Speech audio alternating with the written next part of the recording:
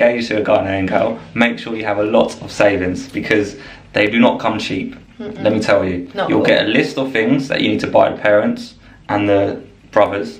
Interracial couple, one a Ghanaian and one an English, has come to give out 4 top tips in dating a Ghanaian woman. 4 top tips in dating a Ghanaian woman. And the 4th of the point will surprise you. Are you a Ghanaian? Watch them talk about you. Welcome back to the channel. My name is Ambassador Vix, and I am back with another awesome video. Let us move. Hey guys, welcome back to our channel. Welcome back. We're back with something very interesting today, I believe. Well, what we think is interesting, hopefully we think it is, yeah. Everyone else does as well. And what is it, Geordie? Today I'll be giving everyone some top tips on dating a Ghanaian woman, which I think are essential if you're about to start a relationship. Yeah. If you follow these tips, relationship will go successful. They feel good. Right, okay, number 1. Let's go. This is very important. Tip 1. If you don't go to church or you're not willing to start going, then just turn around. Literally, just do this. Just turn around. Just turn around. There is no point. Literally no point. There's no point. Turn around, go home. It won't work, will it?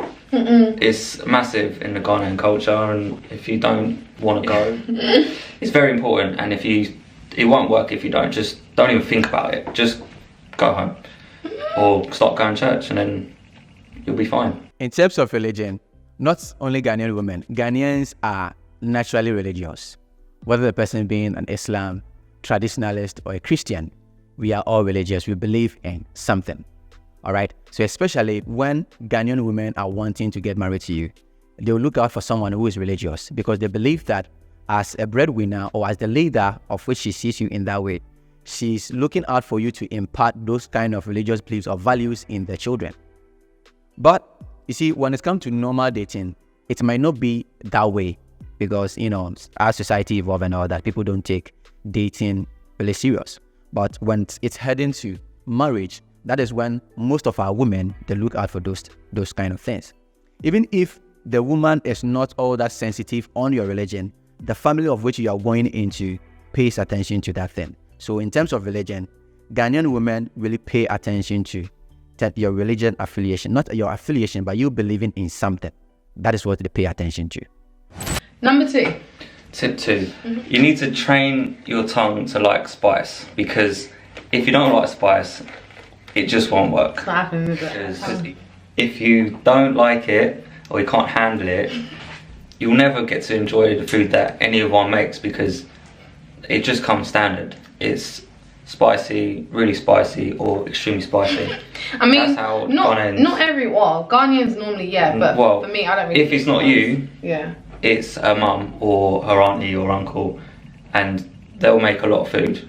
A lot of food, so so you gotta get used to it. You gotta get used to the spice. I mean, examples like yesterday I made lasagna and he told me to put Scotch bonnet in it. Like, who does that? Do you know what I mean? Who does that? Scotch bonnet. Now I can't even eat without spice because I've eaten so much of it that anything that without it just doesn't taste right. And I blame your family for that, for feeding me so much. Thank you, we appreciate it. We'll take it. There'll be a lot of parties you go to and there'll be a lot of spice, so prepare yourself because otherwise you won't get to enjoy the food. You'll just be sitting. And your tongue's like proper trained now. He eats more spice than I do. I can't even eat without spice because I always have it. It's just standard. Food. In terms of our foods, it's the best. Okay, it is the best. That is why Nigerians are fighting with us. Not for the jollof, but then our food is the best, and they do not all that also agree that our food is the best. But in terms of our foods, Ghanaian, our foods are really spicy and it's filled with flavor. Bankun, okra soup, blah, blah, blah, blah. No matter the food, there's some aspect of spice in it. And you need to try as much as possible, just as George said, you need to try as much as possible to change or adapt your tongue a little bit because you are going into a different culture. And you are going into a different culture, you need to try as much as possible to adapt to your wife's food because she is the one who is going to prepare the food for you. You might say that, okay, oh, I don't like your food and all that. It's not by fault because you choose what to eat. But at some point, you try our food or our cuisines. but when you try, it is the best. And so far, looking at the interracial relationships that me personally have witnessed or have seen on the media, most of the white partners, clap for Ghanaian women for them being able to, socialize. That is the men and the children with their food, because our foods are really great. Can you talk of Bankun? Can you talk of Akala? Jollof? It's one of the best. Tip number 3. If you're looking to get engaged to a Ghanaian girl, make sure you have a lot of savings, because they do not come cheap. Let me tell you. You'll get a list of things that you need to buy the parents and the brothers and the bride-to-be. You'll have to give them a token of your gratitude. Exactly, because we're not only talking about just getting a ring. Do you know what I mean? And buy the ring. Things, so. There's a lot of things, and we'll maybe talk about that in another video, right? Whole engagement process. If anyone out there is looking thinking about it, to know what it's like and what I had to go through. Did you enjoy it though? I enjoyed it, and it's different. Wasn't at the end of it, you get a beautiful girl. So. Thanks. So it's worth it. It's worth going through. In terms of marrying or wanting to marry a Ghanaian woman, you need to be stable financially. Just have that open discussion with her that this is your finance, or this is your financial level. Because the family of which you are going into, they will respect you, they will put premium on you based on your financial grounding. Because we perceive a man who is stable financially, not you being rich or something, but you being able to take care of their daughter. They see you as someone who is serious and ready for marriage or ready for the relationship. And I'm telling you the truth that most Ghanaian women are attracted to men who have money. Not just because of the money, but they are attracted to men who have money. It is something that people know. Let me know in the comment section whether I'm telling the truth. So as a interracial couple, as someone from a different race wanting to marry our women, you need to have money. It's not something that is limited to Ghana. Even if when I'm going to the state, or when I happen to get married to a white woman in the state, I should at least have some sort of livelihood, right?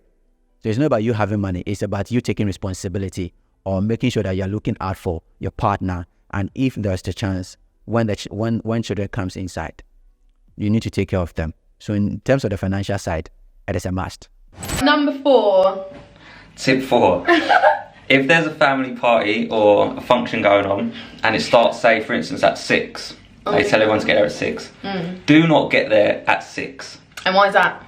Because if you get there on time, which happened to me, you will help set up for an hour or so. So at least leave 2 hours. So if it starts at 6, get there at 8. Starts at 5, get there at 7. Because all you'll be doing is setting up. Correct? That is right. That is the last one. The 4th one is the time. And with the Ghanaian culture, we have this kind of more relaxed approach to time. The GMT, that is the Greenwich Meridian time, Ghanaians have interpreted it into Ghanaman time. So with the Ghanaman time, you need to take a very critical look at it. Just as George said, if there's going to be a program, a family meeting or something, and the time is 6 p.m., you dare not go at 6 p.m. If you don't take care, you help them set up, the place for that meeting or that gathering. So if a Ghana man sets 6 p.m., you need to go there 6:30 or 7. It is not like I'm just painting them black. But then my people, they'll happen to come 6:30 or 7 o'clock if the time was scheduled to be 6 o'clock. If they come, they'll give you some flimsy excuse that there was traffic. Oh, my son did this, my son did that. Meanwhile, nothing of that will happen. So they are looking out for a way just to, justify themselves as to why they came late. But I could say that since the society is evolving, or the world is evolving, people are really paying attention to time. For instance, if you ask me to go and meet my professor or a business partner, or if you set up a meeting, I should meet you at 4. I should be able to start my journey around 2:30. By 4 or 3:50, I should be there. I'm going to be there on time or in time, but I'm not going to be there after time. So if you are dating anyone from Ghana, or if you happen to get married to anyone from Ghana, especially our women, you need to get adjusted to our time. because our time is a bit different. Just as in the Western world where when it's about 6 p.m., when it's 6 p.m. and you're not showing up, the person will walk away because it means that you don't all that respect time. And time is money. You can't just waste time. There's some top tips on dating a Ghanaian woman. Yeah. Hope you enjoyed it. So these 4 things are the things that you're supposed to pay close attention. If you know any other tips that you're wanting to share with us at the comment section. Let me know what you think about this video. My name is Ambassador Vix. Sokoto, Mayande.